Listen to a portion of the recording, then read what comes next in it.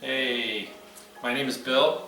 I'm going to show you something different today. This is kind of out of my realm. This is a casserole dish.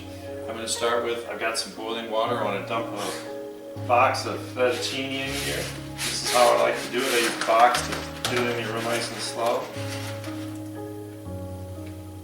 And all I got to do is just start to get it in the water. Usually I have the pasta start, so I wanted to show you. This is really simple. There's no trick. And when it's in the water is when I hit my timer. I always use the minimum time of the pasta because it has started a little bit. Just want to mix it around. So the fettuccine is a little bigger, so it's 11 to 13 minutes. So I just started the timer on 11 minutes. Okay, and we're just going to stir this occasionally. Spoon here. I'm going to go over here. I've got a stick of butter that I've melted. My oven's at 350, perfect timing. And I'm just going to put a little black pepper in the stick of butter. And this is just to make a really simple roux. So I got half a cup of flour.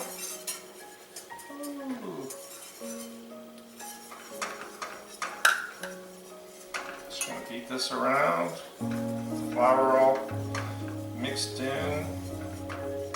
Got all the little lumps out. Like always, you always want to cook flour for about a minute. Perfect, nice and smooth. While that's cooking, I just want to check my pasta one more time. Perfect, it's not sticking to the bottom, it's not sticking, it's doing great. So let's get back here.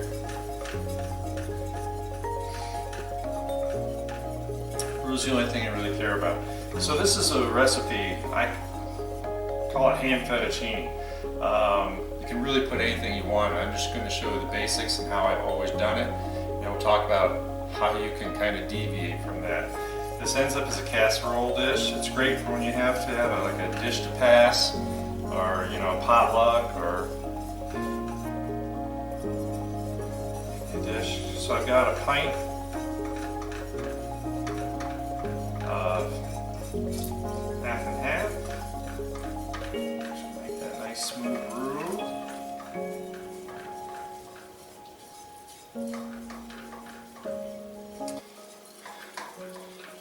A friend of mine gave me this recipe about 30 years ago, and I made it a few times right off the bat, and then I kind of forgot about it. So this is perfect time to get it back out.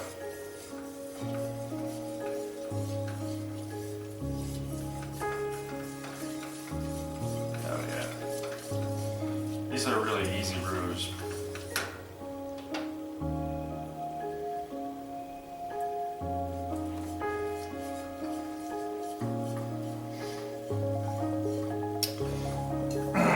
So this is pretty simple. You just want to keep your eyes on your pasta, which you gotta have two eyes, one on your roux and one on your pasta. You don't want the pasta to boil so much that it boils over, and you don't want to burn your roux all to heck. This is just about there. Because this is a baked dish, I don't have to be as careful with it. I just want to make sure it doesn't have any lumps. Keep it nice and warm.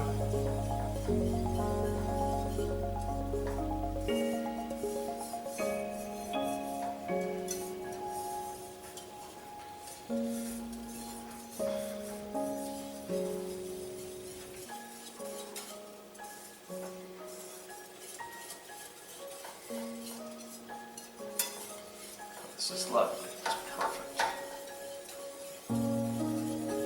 So really the thing about roux is when you want to stop them from cooking, you can turn off the heat, you can take them off the heat, whatever it takes, but you just want to make sure that before you do, you've gotten at little teeny bubbles.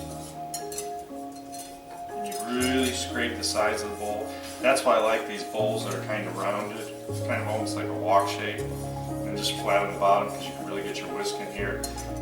I think the whisk is really the only way to do this. I'm just not that talented, but whisks are lifesavers for making nice creamy sauces. Good exercise too.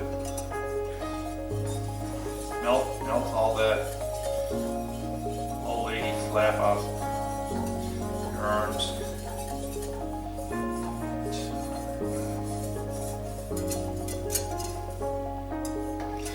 Turn them off. Last stir. The pan's really toasty. You know, these triple clad pans are great because they heat up, hold heat. Sometimes they hold the heat a little more than you want. So you just want to keep stirring until you know everything's starting to cool down. Even if I took this off the heat, it could still cook a little bit. So just make sure I got this all good. This looks good.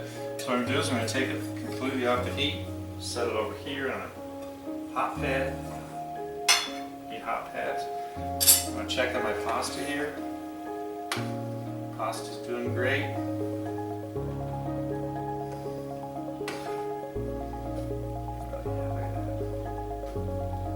Looking good. Just make sure it's not all sticking together, which it's not. It's a beauty.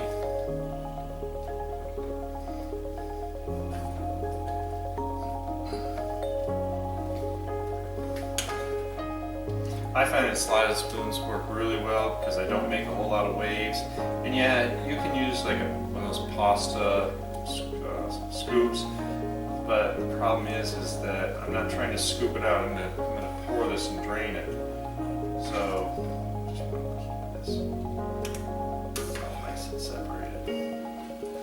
And after all the years of cooking where I always was told that you had to put a little oil in with your pasta, and I've watched Elton Brown on TV prove that not to be factual, I've stopped and I really haven't found a problem.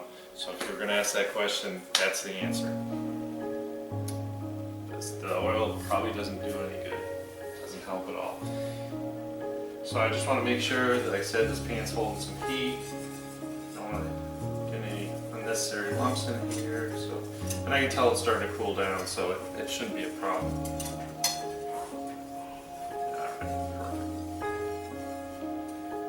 Nice, clean.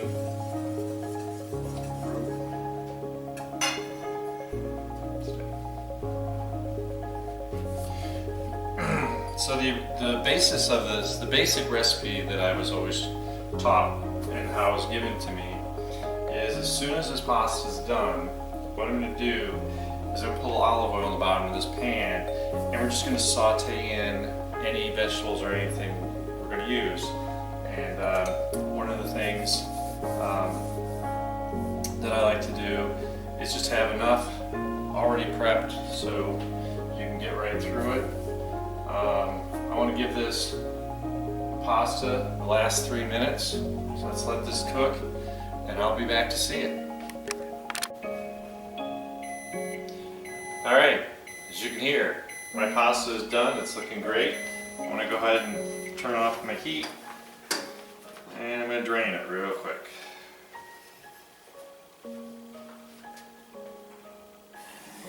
Try not to splash yourself.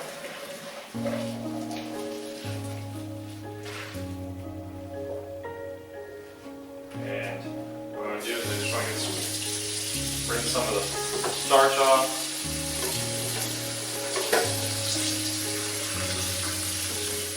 Water in there. That'll be fine.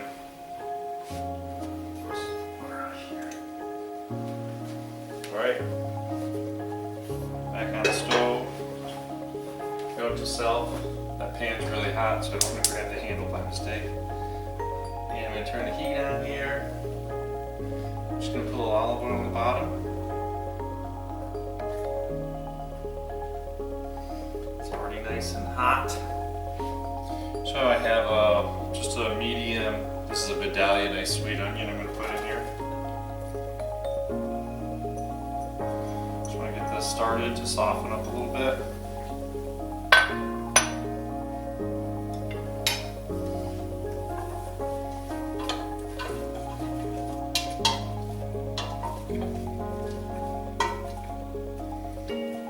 Sizzle here.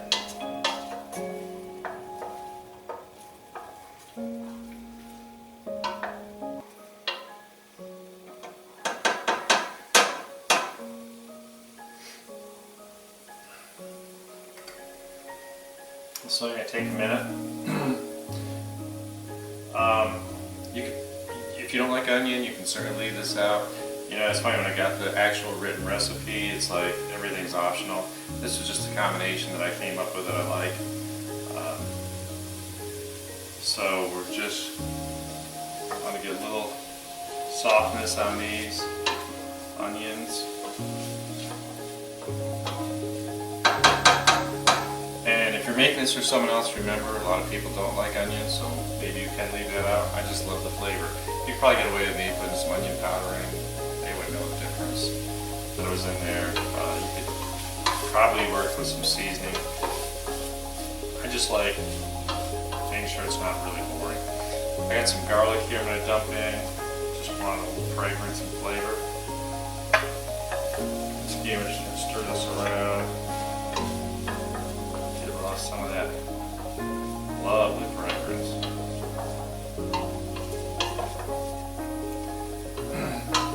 Probably why my cholesterol stays low. And my heart's in good shape for my age because I eat so much friggin' garlic.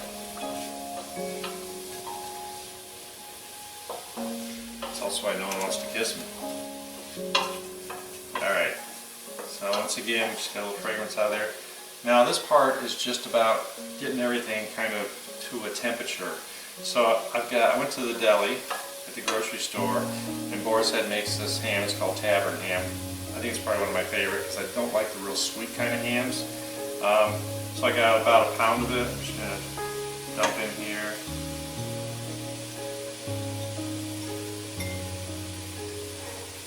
You can certainly tell that I need to back that heat down a little bit.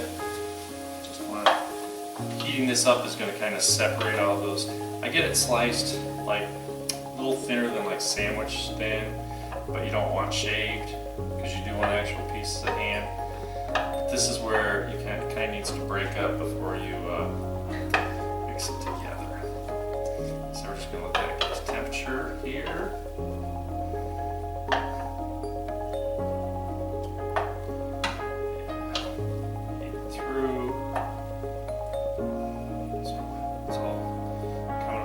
So basically I just took it, you know, it's like this is kind of oval, cut it in long strips, turn sideways and cut it this way, so I just have some little squares of ham. This is nicely all separated now, for the most part.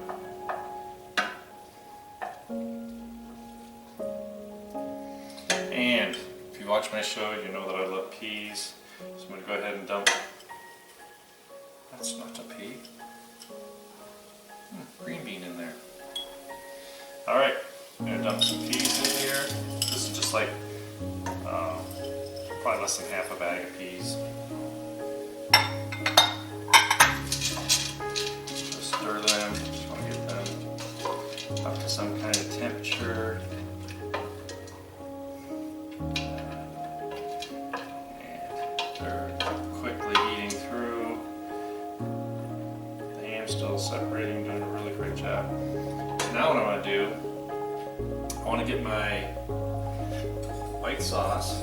Just do a last little stir here.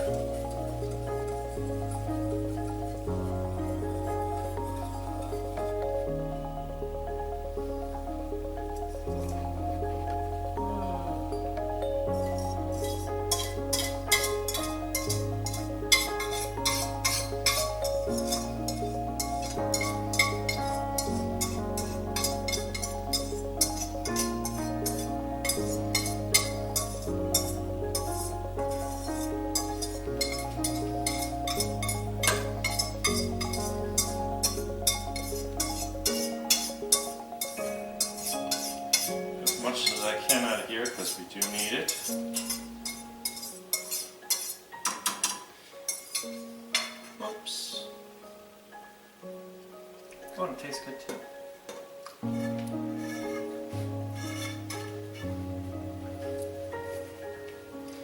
Alright, I'm going to turn this down low. So this is where you gotta kind of eyeball it. I'm going to go get the fettuccine in a second. Once again, this is all nice and toasty, so I really can go ahead and turn it off. I want to put some fettuccine there. Water out. Alright.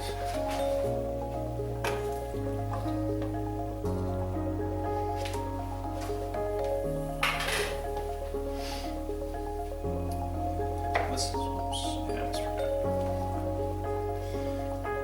So we have this mixture in here, and depending on how much ingredient you put in here is whether you're not, how thick it's going to be.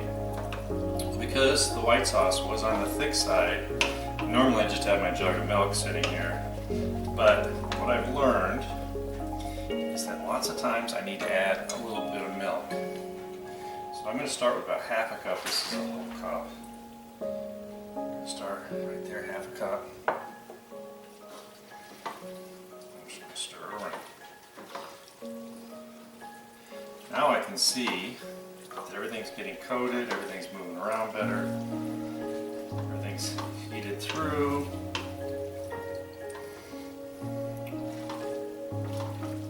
A little bit of fluid left on the bottom, which is what you want after you get everything coated.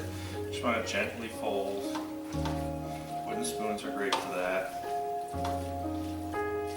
And the heat's been off, so we're really just letting the heat of the pot do its thing.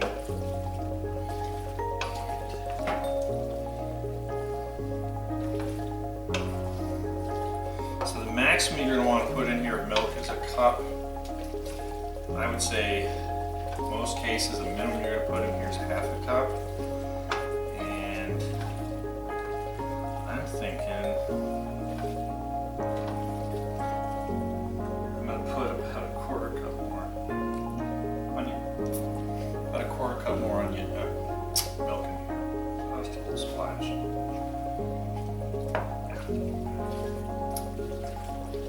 That's the way it should look.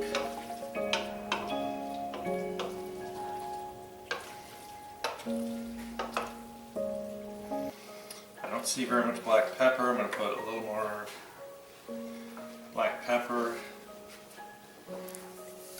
in this.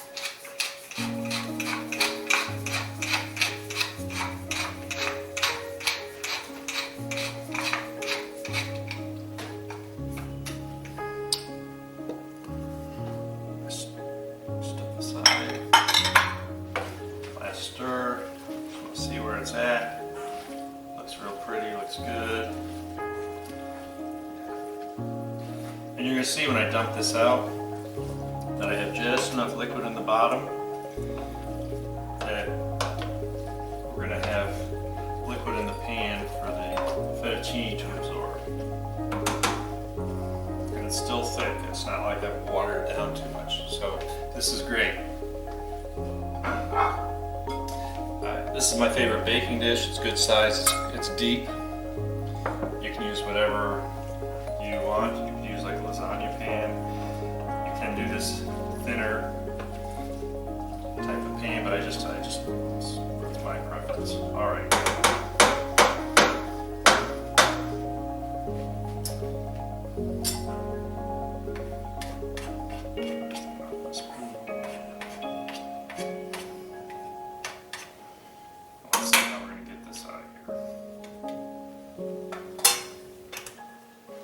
Still a little toasty. A little too toasty.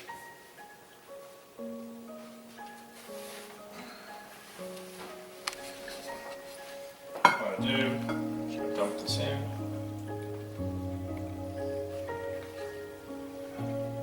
Whoa,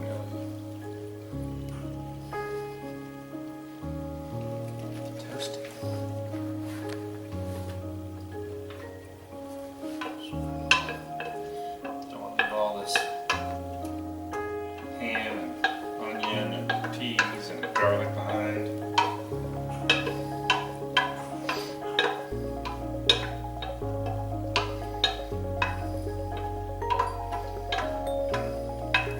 can see the sauce is still nice and thick.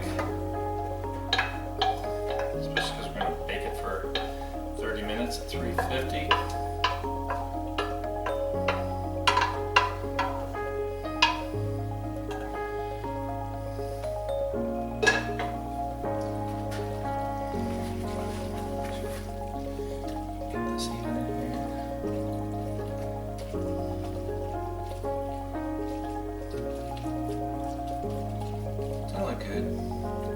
Good comfort food.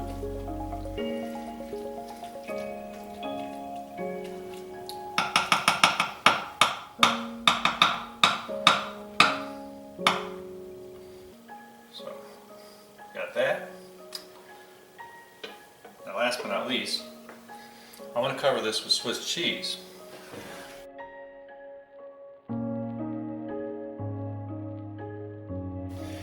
So, I went and bought packages of Swiss cheese because these should be 8 ounces of Swiss cheese, but they've changed them to 5. So I'm like, well, I gotta make it up somehow. So I realized I had some Swiss cheese from the deli. I'll put these on the bottom here like this. Take a package. So we're gonna want just about close to a pound. Basically just want a good top layer.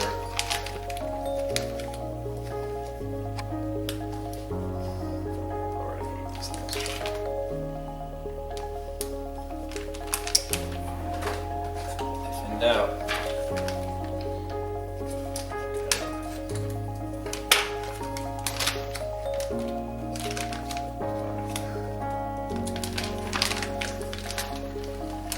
Dump this on here.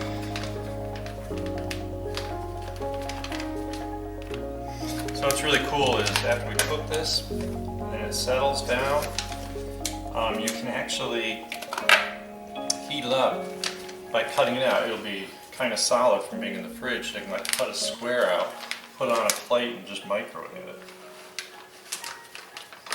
Oh yeah, that's going to make a nice layer. Just want to push some to the sides. Make sure it gets all incorporated. Up. I love Swiss cheese. I think the added flavor is excellent. Good Swiss cheese is the best. Alright, I'll put this in the oven. We're going to give it 30 minutes and we'll see what it looks like. Be right back.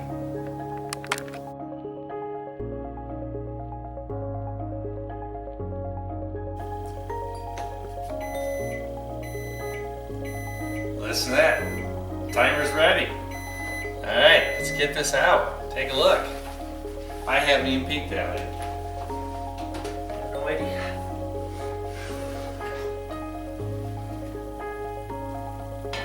Okay. It smells really good. Alright. Now normally I'd let this cool a minute, but I just want to dig in here so we can see we succeeded.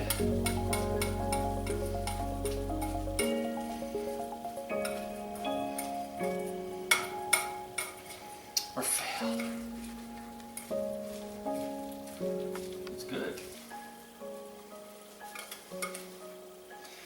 Can't believe I haven't made this in like 30 years.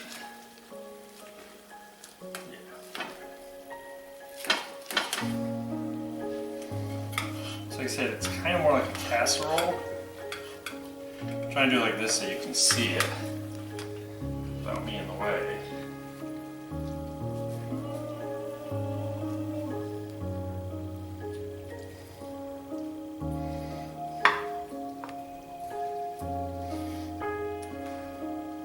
So you can see that we got peas and onion. I smell the garlic, got some ham. And the fettuccine, it really fits perfectly into this. I just think that this is a really good dish to make. Just want to cool it down and open up that cheese a little bit.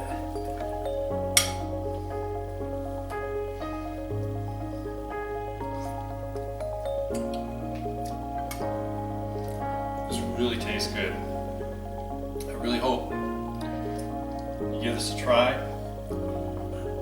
Like always, please subscribe, comment, ring the bell, thumbs up. Even tell me it sucks if you try it. But this is a really good dish. And like I said, when it cools down, you can actually cut it into squares, put it on a plate, and just microwave it. That's how you heat it up. But it's really handy to deal with. You don't have to keep putting the dish back in the oven. This is it. Really simple. Enjoy it, and see you next time.